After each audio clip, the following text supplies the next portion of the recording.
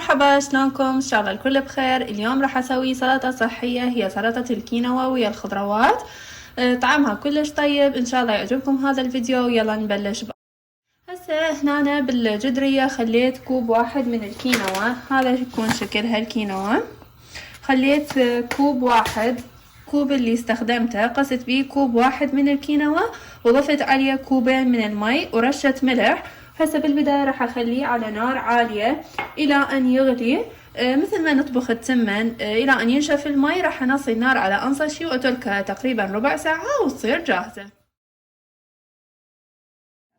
هسه بعد ما بردت الكينوا شوفوا هيجي صار شكلها. هسه راح ابدي اضيفها الخضار. بالنسبة للخضار هذا حسب ذوقكم الشخصي، بس اني بالنسبة لي حضيف هاي الخضروات. شوية خيار هنا قطعته مكعبات ناعمة،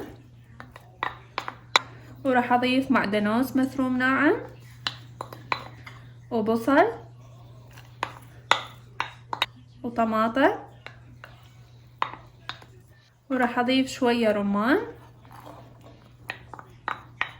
اخر شي راح اضيف شوية فلفل اخضر. هسه بعدها راح اضيف عصير الليمون، وشوية زيت زيتون، وراح اضيف الملح، واخر شي راح اضيف شوية فلفل اسود. هسه راح امزج المكونات كل زين سوية. هسه السلطة صارت جاهزة، راح اخليها بطبق التقديم.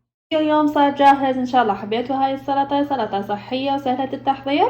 شكرا جزيلا لحسن المتابعة. لا تنسون تشتركون بقناتي وتسوون شير للفيديو. شكرا جزيلا، مع الف سلامة.